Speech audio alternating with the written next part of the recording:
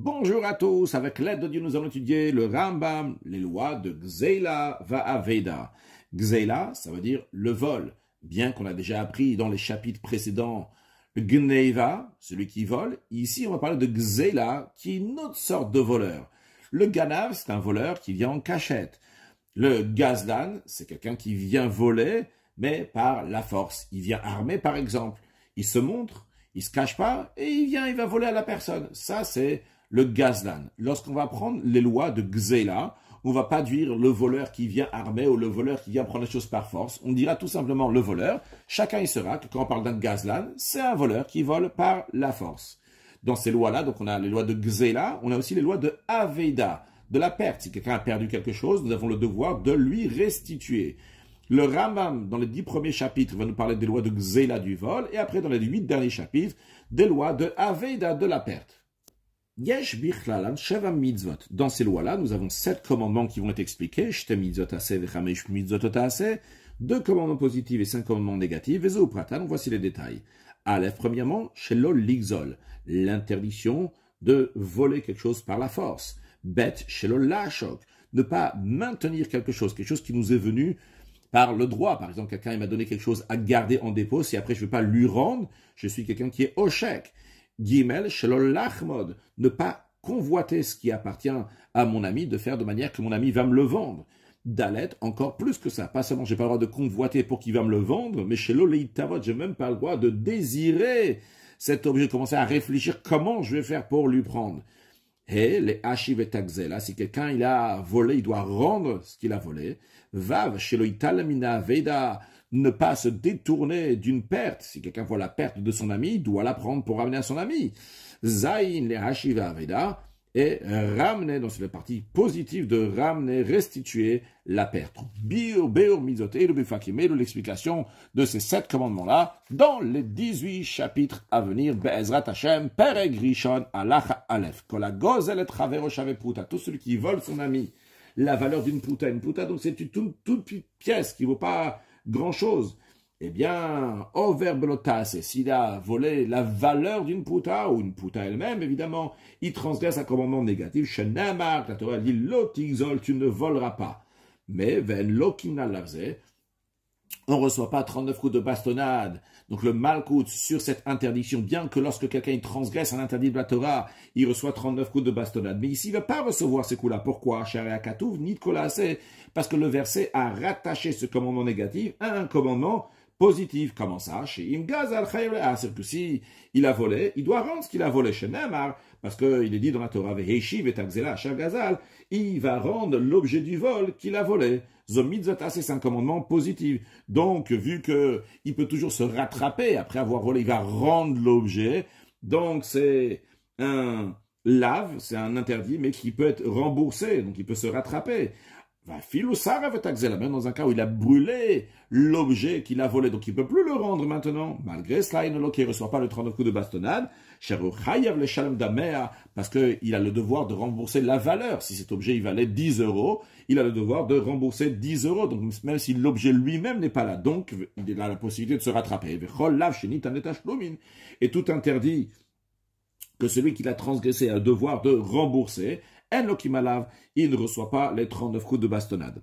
Maintenant, nous avons appris que celui qui vole son ami, la valeur d'une puta, lui, transgresse l'interdiction. Qu'est-ce qu'il en est en ce qui est moins d'une valeur d'une puta? Alors, à la Chabet, le Ram nous dit, malgré le fait que la personne ne reçoit pas l'interdiction, c'est tant qu'elle n'a pas volé une puta, mais c'est quand même interdit, même moins qu'une puta, de voler. On n'a pas le droit de voler même un non-juif, et qui même s'il est idolâtre, assur les gozlo, on n'a pas le droit de lui voler, ou les ashko, ou bien de retenir quelque chose qui lui appartient. Vingzalo ashako, si quelqu'un il a volé, ou bien il a retenu quelque chose qui lui appartenait, yarzir, il doit lui rendre l'argent. Halacha gimel. Ezo gozel, c'est quoi la définition de voleur qu'on appelle un gazlan, qui est gozel?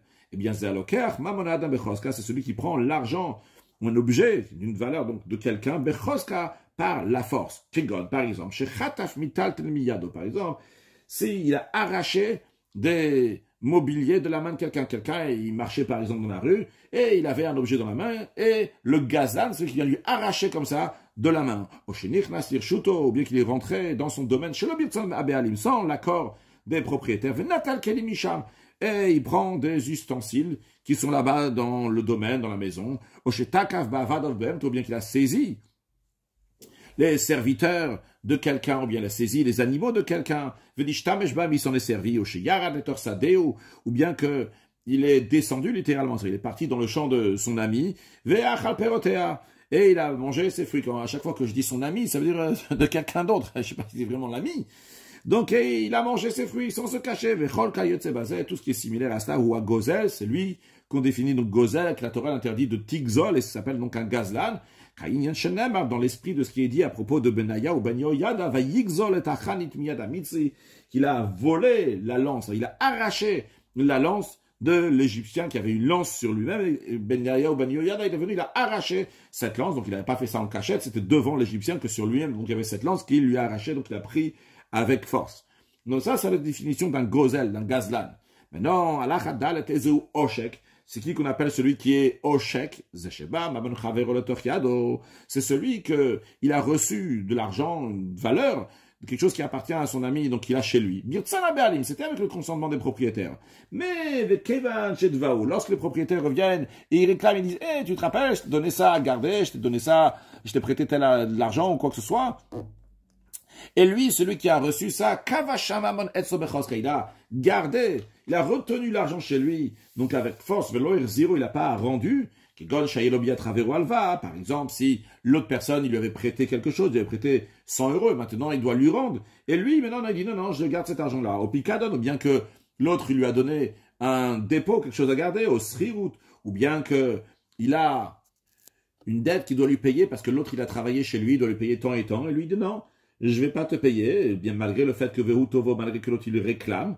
Mais celui qui le réclame, il n'arrive pas à lui sortir, parce que cette personne-là, c'est quelqu'un qui est violent, caché, qui est dur. Sur ça, il dit le tâche, sur ça, il dit, tu n'as pas le droit de être au chèque, ton ami, donc de retenir des choses qui appartiennent à ton ami. Alachae, Kola gozel, tout celui qui vole, chayav leharzir et agzela, il a le devoir de rendre l'objet volé atzma lui-même, l'objet lui-même, de rendre pas juste la valeur de l'objet sheneva, parce qu'il est dit, veheshiv et agzela shagazal, il va rendre l'objet du vol qu'il a volé.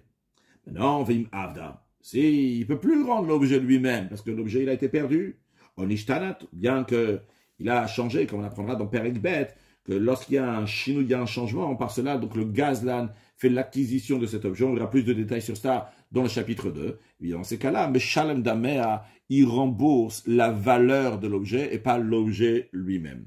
Ben Shehoda Mipiatzmo, que ce soit que il est venu de lui-même au tribunal, il a dit, j'ai volé de l'argent de tel. Ben Shebawait Alav Eidim chez Gazal, ou que ce soit qu'il y a des témoins qui sont venus, ils ont dit, tiens, il a volé. Eh bien, dans ces deux cas-là, il doit payer seulement le capital. Le Ram souligne ça suite à ce qu'on a appris dans les lois de Gneiva, que là-bas, quelqu'un qui a volé, alors lui, il doit rembourser double si il y a des témoins qui sont venus, ils ont dit qu'il a volé, non pas si lui-même il est venu, il a dit j'ai volé. Donc il y a une différence. Des fois, le ganav, le voleur ordinaire, donc celui qui vole en cachette, si il y a des témoins qui l'ont vu voler, qui savent que c'est lui qui est le voleur, donc il va rembourser le double. S'il a volé 100 €, il va rembourser 200. Si lui-même il s'est présenté au tribunal, il va payer seulement 100. Mais ici, en ce qui concerne le gazan, il n'y a pas de différence. Quoi qu'il arrive, il payera toujours, donc le keren, uniquement le capital. Afil ou gazal kora ou banaot abebira. Même s'il a volé une poutre, et il a mis cette poutre-là dans une très grande maison, que c'est dur, maintenant il doit reprendre cette poutre-là, l'enlever. Alors, du moment où elle n'a pas changé, elle est telle qu'elle est, la poutre comme elle est, il l'a mis dans une maison, ça fait tenir toute la maison par exemple, eh bien, dinterao, si on suit la loi biblique exacte, eh bien, la loi elle est chez Yaros et Kolabinyan, il va détruire toute cette grande maison-là, il va rendre la poutre à ses propriétaires. Mais, bien que ça c'est la loi de la Torah, les sages ont institué, pour faciliter à ceux qui font teshuva, littéralement takalas qui a été institué pour les shavim, pour ceux qui font teshuva, chez Notenet Damea, qu'il va donner l'argent au propriétaire, Il va voir combien ça coûtait au moment du vol, et il va dire, par exemple, ça coûtait 1000 euros cette poutre, il va lui rendre 1000 euros. Veloyav sidabin, mais pas pour qu'il détruise pas donc cette construction. Vechen kokaït, c'est basé de même. Tout ce qui est similaire à ça, qu'il va perdre s'il va rendre le vol, eh bien, les sages, ils ont dit qu'on va se contenter qu'il va rendre uniquement donc la valeur et non pas l'objet lui-même. Maintenant, en ce qui concerne ce qu'on vient de dire, Afilou Gazal Kora va même s'il a volé une poutre et il a mis dans la souka de la fête de Sukkot, donc ça dure seulement, ça dure 8 jours. Et le propriétaire qui s'est volé cette poutre, il vient chez le voleur et lui dit, hey, il y a ma poutre ici dans la souka, là, tu me la rends. Eh bien, notez-nous d'Améa, si c'est pendant la fête de Sukkot, il n'a pas besoin de lui rendre la poutre elle-même, parce que la mitzvah de Sukkot fait que cette construction de Sukkot va être considérée comme quelque chose qui est fixe. Et donc, c'est comme si il avait construit cette poutre-là dans sa maison. Donc, pendant la fête de Sukkot, notez-nous d'Améa, il va lui rendre l'argent, la valeur de la poutre. Mais après la fête, il veut Nishtana, dit que cette poutre-là, elle ne s'est pas changée. Donc le Gazan n'a pas fait l'acquisition en faisant un changement dans cette poutre-là. Vlobna Betit, il n'a pas construit dans une maison avec du ciment. Donc là, il n'y a pas Takanata Shavim, Marzir Takorat, donc il doit rendre la poutre elle-même. Halachavav, Agozel Pachot Mishave Puta, celui qui vole moins de la valeur d'une pouta. Bien qu'il a transgressé, comme on a dit dans l'Achabet, quelqu'un qui vole même moins d'une pouta, il a aussi transgressé, bien qu'il n'y a pas l'interdiction de la Torah, il n'a pas transgressé l'interdiction de l'otixol, mais c'est quand même interdit, parce que Chatzi Shiur Asumi la Torah, même si une demi-quantité c'est interdit, d'après la Torah, de transgresser. Eh bien, Enobe Torah Tachevaved, à cette personne-là, elle n'a pas donc la loi de rendre le vol. Le rendre le vol, c'est lorsqu'il a volé quelque chose qui a la valeur d'une pouta. Basé sur cela, voyons le cas suivant. Gazal shalosh agudot, shavot shalosh prutot. Si quelqu'un, il a volé 3 bottes de légumes, que ces 3 bottes-là vaut en tout 3 prutot. En autre mot, chacune des bottes de légumes vaut une seule pruta. Vehuzdu. Et maintenant, ils valent moins cher. Vareshloshtan shavosh te prutot. Maintenant, ces 3 bottes ne sont plus à 3 euros, mais seulement, pas 3 prutot, mais seulement 2 prutot. Veherzir loshtaim. Et lui, il a rendu 2 bottes de légumes. Eh bien, chayav lazir ashlishit. Il a le devoir de rendre la 3e, malgré que maintenant cette 3e-là, elle vaut plus une pruta, elle vaut moins qu'une pruta. Mais le batterie là, haïta chave pruta, vu que au début, au moment où il a volé, elle valait la valeur d'une pruta. Et le voleur, lorsqu'il rembourse, il doit rembourser au propriétaire comme la valeur de l'objet comme il était au moment du vol. Alors s'il ne va pas donner la 3e botte de légumes maintenant, eh bien, il devra, en plus des 2 bottes de légumes qu'il a données, rajouter encore une pruta, parce que c'était au moment où il a volé, ça valait 3 prutot. Gazal shtaim shavot pruta. Maintenant, s'il a volé 2 bottes de légumes qui valent, les 2 ensemble valent une pruta. Ve'erzirachat. Après qu'il a volé 2, il a rendu seulement une. Gzeila yeshkan. Il y a ici du vol, l'action du vol a été faite, parce qu'il a volé quelque chose qui vaut une pruta. Mais mitzvah tasheva gzeila yenkan. Et il n'a pas la mitzvah d'avoir rendu ce qu'il a volé.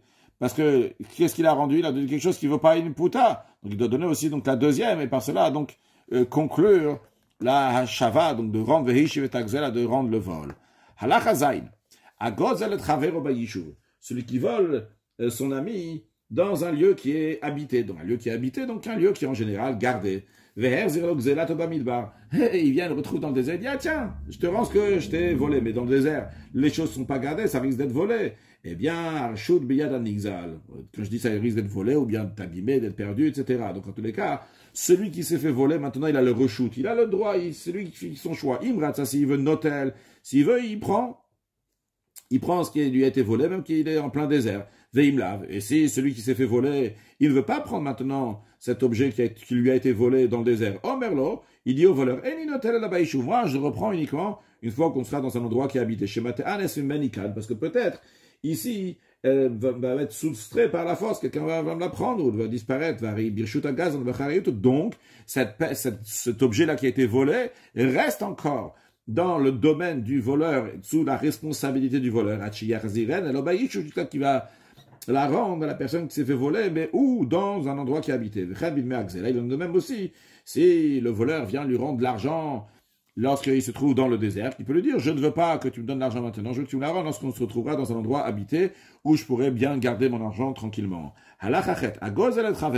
Celui qui a volé son ami, et il a inclus dans le compte, c'est-à-dire, imaginons que il lui a volé 1 euro et que maintenant il lui devait déjà un autre euro. Qu'est-ce qu'il a fait? Il lui a donné comme ça 2 euros, sans que la personne qui s'est fait voler a remarqué. Donc lui a donné plus que ce qu'il fallait, mais l'autre il a reçu ce qu'il fallait. Yatsa, il est quitte d'avoir rendu, parce que sans doute, son ami, celui qui s'est fait voler, il va compter son argent, donc il va savoir qu'il y a de l'argent qui est revenu ici, donc par cela, il accomplit la mitzvah de Hashavat Akzela, de rendre ce qui a été volé. De même, si il a remis, pas quand il a rendu de 1 euro, il a rajouté encore un autre euro, mais son ami, à qui il a volé, il a un portefeuille dans lequel il y a de l'argent. Et lui, il a rajouté de l'argent là-bas, dans un portefeuille qui a déjà de l'argent, il a rajouté de l'argent. Yad, c'est l'équipe. Pourquoi? On a une règle. Car un homme, il a l'habitude de fouiller, de regarder dans sa poche, dans son portefeuille, à tout moment, pour savoir combien d'argent il y a là-bas. Donc, lui qui recompte son argent qu'il a dans sa poche, dans son portefeuille, donc il a compté cet argent-là qui est revenu, donc il a réalisé qu'il y a de l'argent qui est revenu, qui est en plus. Au minyan shelomidat, poter. Et malgré le fait que c'est un compte que les propriétaires donc ont fait, mais ils savent pas d'où vient cet argent-là, que cet argent-là a été fait en tant qu'achat, en tant que rendre un vol, quand même, ça acquitte donc le voleur, il a fait son devoir d'avoir rendu l'argent.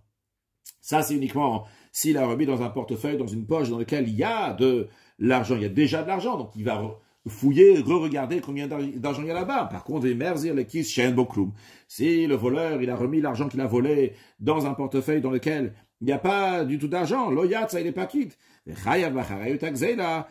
ce gazdan, donc il est responsable de ce vol-là, donc cet argent qu'il a rendu à Chiyodi, au Sherzir Lekisponi, jusqu'à qu'il va dire au propriétaire, donc la personne qui s'est fait voler, il va lui dire, voilà, sache que je t'ai volé tant, et j'ai remis dans telle et telle poche, dans tel et tel portefeuille. Halacha tet. Maintenant, parlons de chomed. Kol chomed avdo o beito vekelav shel chaveiro. Tout celui qui convoite le serviteur, la servante, la maison, ou les ustensiles, les objets de son ami, toute chose qu'il peut acheter de son ami, il convoite, il a mis beaucoup de pression à travers les amis, vas-y, vends-lui. Donc c'est-à-dire que cette personne-là, ce chomed, ce convoiteur, il a envoyé des amis chez le propriétaire de l'objet ou de la chose pour lui faire pression. Il a supplié jusqu'à qu'il a réussi de l'acheter de son ami. Mais c'était vraiment avec beaucoup de pression. Même s'il a donné beaucoup d'argent, et il transgresse un commandement négatif. Parce que chez Neymar, la Torah dit, tu vas pas convoiter ni la maison de ton ami, ni la femme de ton ami, ni son serviteur, ni sa servante, ni son taureau, ni son âne. Tout ce qui lui appartient, tu n'as pas le droit de convoiter. Malgré que c'est un commandement négatif. Et on ne reçoit pas les 39 coups de bastonnade sur cet interdit-là. Mais chez Mboma, c'est parce qu'il n'y a pas d'action. Quand est-ce qu'on reçoit un malcoute sur un lave, sur un interdit, c'est uniquement un lave chez Yeshboma. C'est lorsque la personne elle a été active, donc elle a fait quelque chose. Par contre, ici, le chimoud en lui-même, le fait de convoiter, il n'y a pas d'action. Donc c'est la raison pour laquelle il ne reçoit pas malcoute. Pour transgresser ce lave, cet interdit de l'otachmod, de ne pas convoiter, c'est Hachiyikar, c'est uniquement s'il va prendre un chefet shechamad, que finalement il va le prendre, quelle que soit la manière qu'il a pris, même en payant l'argent, mais s'il a pris, dans le même esprit qu'on retrouve par ailleurs, à propos de l'idolâtrie, il y a écrit le Tachmod Kesev Zavalem, tu ne vas pas convoiter l'argent et l'or qu'il y a sur les idoles, mais la carte à l'art, tu vas le prendre pour toi. Donc, on voit que c'est le Tachmod de écrit, la carte, tu vas prendre. Donc, c'est Chibun Sheyeshboma, c'est un désir, de manière plus précise, une convoitise que finalement amène à l'action, à l'achayud. Le Rav va nous parler de quelque chose qui vient avant même le Chimoud, avant même ce qu'on a vu dans la Chatet. Kol amitav beto ishto vekelav shel chavero, tout celui qui désire la maison, la femme ou les ustensiles de son ami. Tout ce qui est similaire à ça. Ou d'autres choses qu'il peut lui acheter. Mais son ami ne veut pas lui vendre. Du moment où il a pensé dans son cœur, il est en train de réfléchir comment il va réussir à acheter ça. Et son cœur a été séduit par ça. Avar belotas, il a transgressé un commandement négatif, lequel, la Torah dit, tu vas pas désirer la maison de ton ami, son champ, son serviteur, sa servante, son taureau et son âne, et tout ce qui appartient à ton ami. Ve'en tava elabalev bilvad, l'expression de tava, loti tave, c'est uniquement dans le cœur. C'est la raison pour laquelle, même s'il n'a pas pris finalement, il n'est pas arrivé à concrétiser son chimoud, son convoitise qui après qu'il a amené avec la carte à l'arc qu'il a pris. Non, il a juste une tava ici, il a juste le désiré.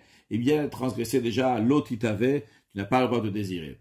Le Rambam nous remet en place donc à la chatet, à la chayoud, en disant que la chayoud en vérité vient avant à la chatet, que à tava, donc le désir, qui désire donc l'argent de son ami, il réfléchit comment acheter, eh bien, mais via les chimoud samed, que la personne va faire, chimoud va convoiter, va commencer à dire aux amis, allez, dites-lui qu'il me le vend, etc. Il va transgresser donc, après l'interdiction, il va transgresser l'otitave, ne pas désirer, il va transgresser l'otachmod, ne pas convoiter, va chimoud mevidi les gazelles, puis après, ce convoitise va amener au vol.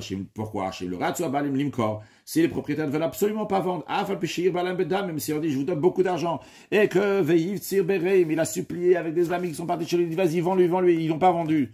Il a volé des gazelles, il va en venir à voler chez Nehemar, comme il est dit, Vechamdu, Bati Vegazal, où ils vont convoiter des maisons et ils vont les voler. Donc on voit ici dans ce verset-là que le chim ou le fait de convoiter, ça mène au vol.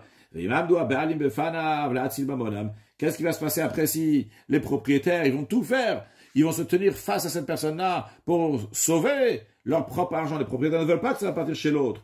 Ou bien qu'ils vont l'empêcher de voler. Il y a volé des shirudam, mais cette personne-là va arriver à tuer le propriétaire. C'est où le mal, littéralement, sort et apprend. Ça va voir ce qui s'est passé. Mais c'est Achav et Navot. L'histoire de Achav avec le Kerem, la vigne de Navot. Navot, il avait une belle vigne à côté de chez le roi Achav. Achav a voulu acheter le Kerem, cette vigne, et Navot n'a pas voulu la vendre. Alors la femme de Achav, Isével, a fait un faux jugement sur Navot. On a tué Navot. Et après, comme ça, Achav, il a pris le Kerem Navot, la vigne de Navot. Pourquoi? Donc on voit qu'il a désiré. Après, il a convoité. Et après, donc il a tué, il a volé. La chayut bet, la mata, donc tu apprends de là, shamita ve over belavechad. Donc celui qui désire transgresse un interdit. L'otitave va connaître davashitava, celui qui a acheté la chose, donc il avait désiré au début beherzer. Quand il a acheté, après, à faire beaucoup de supplications, chez Hilsi il a supplié, il a fait pression sur le propriétaire de Bakasha même en leur demandant, over beshne lavin, il transgresse deux interdits. Et le premier, l'otitave, et le deuxième, de l'otachmon, ne pas convoiter le karnemar. C'est pour ça que la Torah dit les deux. L'otachmod ve l'otitave, parce que c'est deux choses qui sont différentes, deux interdits qui sont différents. Veim gazal, si après il a volé l'objet ou pas après, oui après en vérité, si suite à cela il a volé, il a transgressé trois interdits. Halachayot gimel, kol hagozel et chaver shave puta, tout celui qui vole de son ami la valeur d'une puta, qui ilu noten nishmato memenu, c'est comme si il avait pris son âme. Shenamar, car il est dit, Ken ochot kolbotsea batza, telle est la voix de celui qui poursuit le lucre. Et nefesh be'alav ikar, il prend la vie de ses propriétaires. Malgré cela, il doit être la kayemet. Si le vol n'était plus là, l'objet qui a été volé donc n'est plus là, il doit la rembourser ce gazan. Le gazan, il veut faire tchouva, il vient de lui-même sans que le propriétaire l'a amené au tribunal. Il vient de lui-même, il ramène l'argent du vol. Ah maintenant, c'est que ce voleur-là, il fait des efforts. S'il rend juste l'objet, bon, c'est vrai qu'il fait des efforts, mais c'est l'objet, il appartenait déjà au propriétaire. Là, il a déballé de l'argent, parce que l'objet, il n'est plus là. Eh bien, les sages ont institué qu'il ne faut pas prendre cet argent-là du voleur. Et là, on l'aide à faire tchouva au mochalino, on lui pardonne pour ce qu'il doit rembourser, que les pour faciliter, pour littéralement, pour rapprocher le droit chemin pour ceux qui veulent faire tchouva, pour ne pas empêcher de faire tchouva parce que c'est difficile de rembourser. Et tout celui qui prend l'argent du vol, du voleur, alors que l'objet n'est plus là, les sages ne sont pas satisfaits, littéralement, l'esprit des sages n'est pas satisfait de cette personne. Alors, Nalacha, un sujet de Chassidut, le Rabbi dit, cette loi-là que si l'objet n'est plus là, pour lui faciliter, eh bien on ne va pas lui demander donc de payer.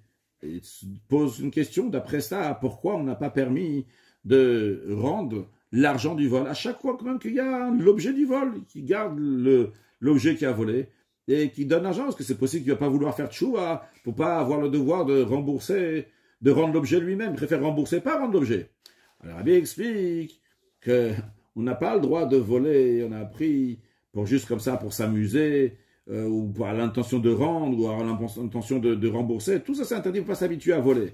C'est la raison aussi pour laquelle qu'ils n'ont pas permis de rendre l'argent de quelque chose qu'il a volé et que lui va garder l'objet. Pourquoi? Parce qu'à chaque fois qu'il va voir cet objet-là, dans sa tête, il va s'habituer à voler. Voilà quelque chose qui est volé, et ça se trouve chez lui à la maison. Donc il faut s'habituer à faire que des bonnes choses. Rajoutons des actes de bonté et de bienfaisance pour amener Mashiach now. Une excellente journée.